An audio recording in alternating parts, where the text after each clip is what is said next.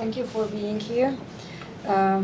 As a journalist, the past 60 years have been a daily ordeal for me. 20 years ago, I began my career as a journalist at the largest daily newspaper, Népszabadság, which was destroyed by the government in 2016. After that, I moved to the prestigious weekly 168 óra, which was also destroyed by the Orbán regime.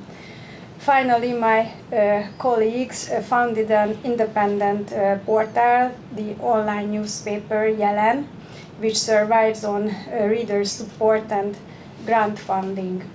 I currently work there, and my day-to-day work was a constant struggle, not only because my livelihood was constantly at risk, but also because the government would not really allow me to do my job as a journalist.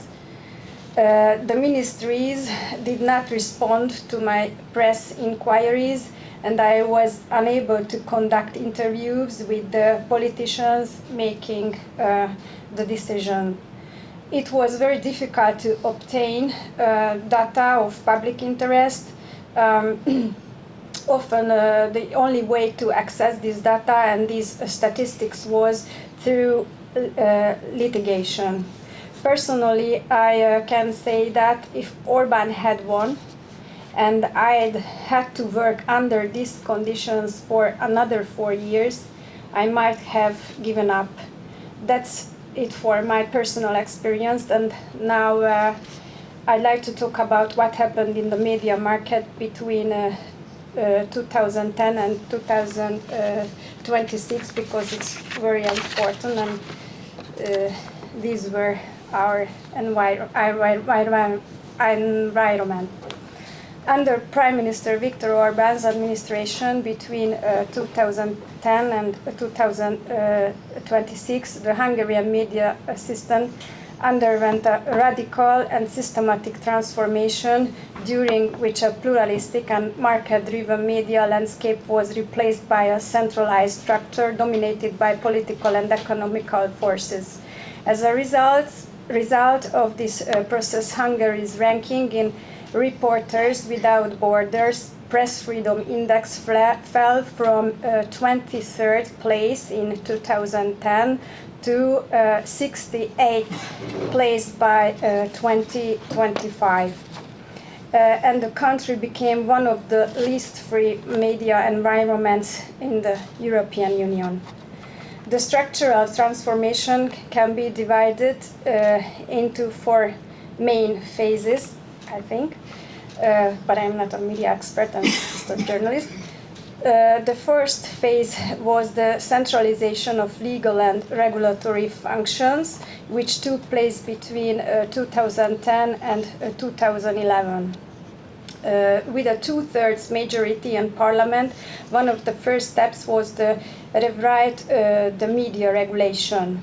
In 2010, the government created a new media law that established the National Media and Info Communication Authority and the Media Council, composed entirely of delegates who are loyal to the ruling party. This body was granted exclusively authority to allocate radio frequencies and approve media mergers. A crucial step was the occupation of the public media. Hungarian television, Hungarian radio, Duna TV, and the Hungarian News Agency were brought under a single umbrella organization, the Media Service Support and Asset Management Fund, thereby transforming the public media into a direct channel for government messaging. The second step was market takeover and oligarchization, which took place between 2011 and 2018. Instead of traditional censorship, the government strategy relied on economic pressure and changes to ownership structures. This can be divided into 2 phases. The Simicska area lasted until 2015, the so-called G-Day. Initially, Lajos Rimicska built up the pro-government private media, Hír TV, Magyar Nemzet, Class FM. After his very famous public break with the Prime Minister in 2015, known as a G-Day, advertising was withdrawn from his outlets, and his media outlets either withered away or changed hands. The rise of new oligarch, his place was taken by pro-government businessmen such as Lőrinc Mészáros. It was then that they bought up the entire country, newspaper network, restructured TV2 channel, and under political and economic pressure shut down the leading opposition daily Népszabadság in 2016. And unfortunately, foreign media owners have almost completely withdrawn from the country. And in this context, I'd like to point out an interesting fact, because recently, a little over 5 months before the election in 2026, Blick, which is the largest tabloid media outlet, came under government influence. Ringier Hungary Kft. Ltd., the publisher of both the largest tabloid and glamour and owned by the Swiss company Ringier, has been acquired through various intermediaries by Indomedia Networks Zrt., a company linked to Lőrinc Mészáros. For the transaction, the company took out a 13 billion forint loan from Mészáros Bank MHB. Since 2020, half of Indomedia is one of the most popular and widely read online aggregators sites, has been owned by Miklós Vasily, the chairman and CEO of TV2, a channel aligned with the government and linked to the Lőrinc Mészáros, so there was no doubt that Blick and the other publications have ended up in the hands of Fidesz. The ATV channel and its affiliated Spirit FM radio station have an unique status. While they are publicly regarded as committed to the opposition, the majority of their revenue comes from sources close to the government. After the acquisition and closure of Népszabadság, the nation's highest circulation political daily and vocal critic of the government, Népszava, remained the last bastion of left-wing journalism. Without government advertising, the paper would essentially be unsustainable. However, it can be presented to the international public as an opposition media outlet, which could be significant for the EU's assessment of the Hungarian government. RTL Hungary, which has long been the market leader in Hungarian commercial television, deserves special mention, as some of its programs are strongly critical of the government. According to some reports, Hungarian Prime Minister Viktor Orbán has repeatedly expressed his willingness to acquire RTL, but this plan ultimately did not come to pass. Through a small Jewish congregation, they first made it a political and then shut down the weekly newspaper 168 óra, which was known for its distinctly opposition-oriented tone. Its current online edition, 168 óra.hu, now features mostly tabloid-style content. The most important milestone in the media transformation was the complete centralization of ownership. This is what I call the third key step. A massive media conglomerate was established in November 2018.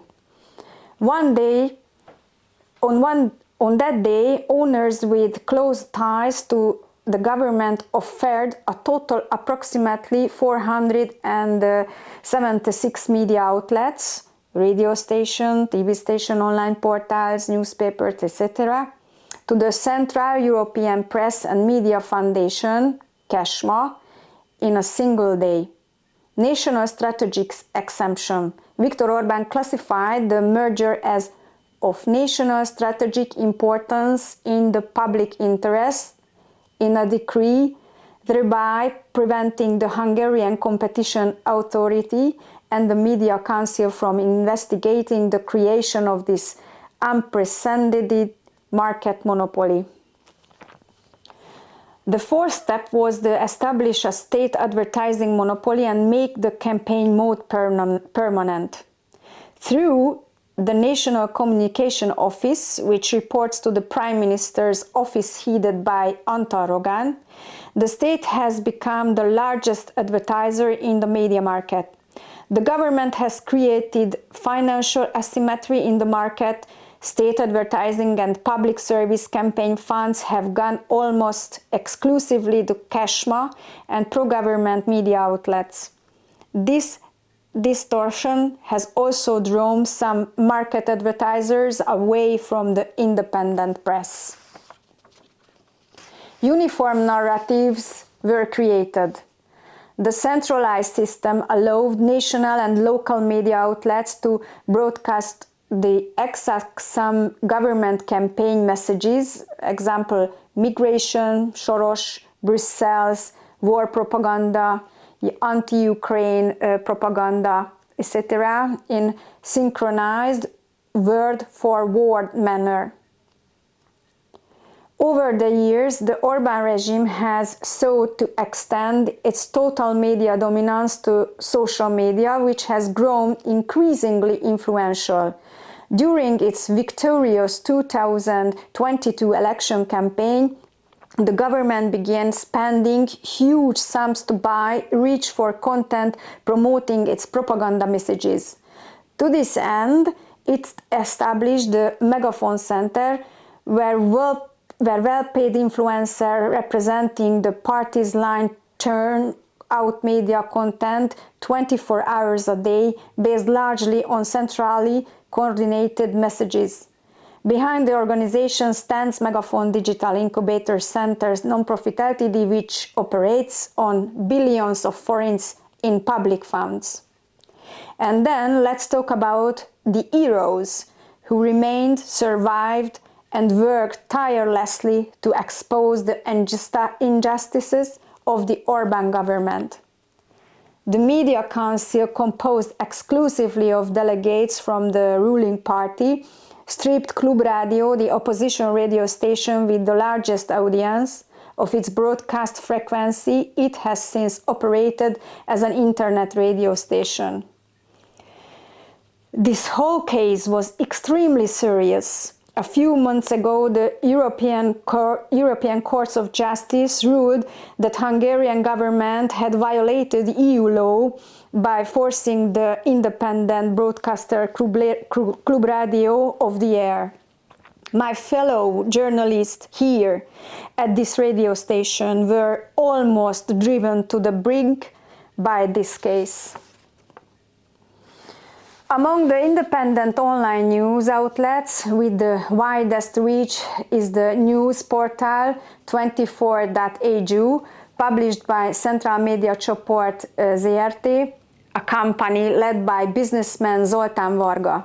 Varga has long been in the government's crosshairs, as has his company, which publishes numerous high-reach publications, primarily tabloids and women's lifestyle magazine. Varga was one of those monitored by the government using the Israeli spyware program Pegasus.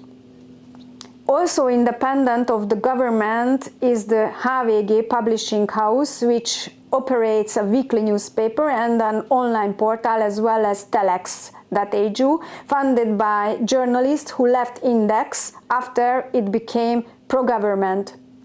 This category includes another news portal, 444, led by Péter Új, the founding editor-in-chief of Index.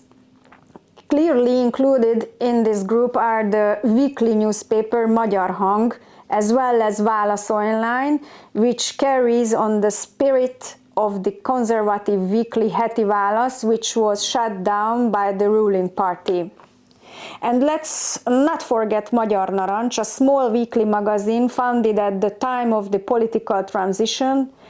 It is something of a minor miracle that they have managed to survive these past 16 years. The left-wing YouTube channel Partizan deserves special mention.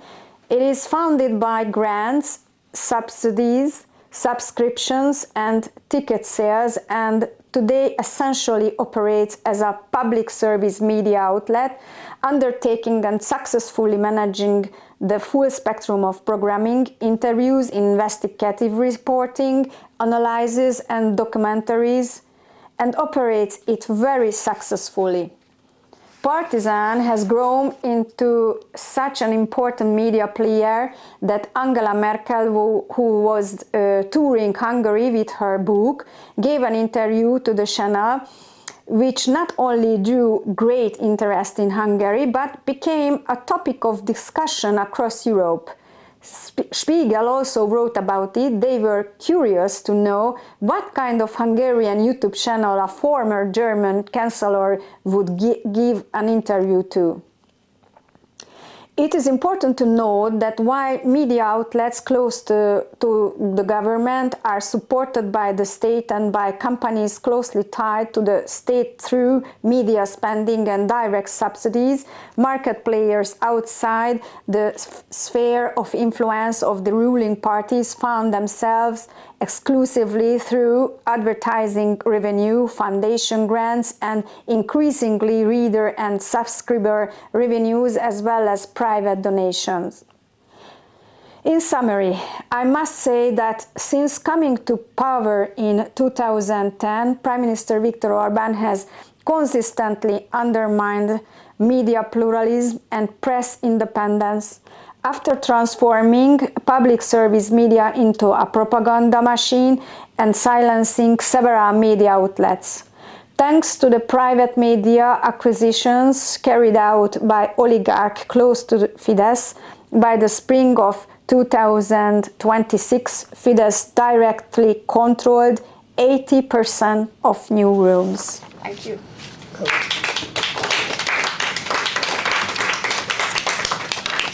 Thank you very much, Dóra.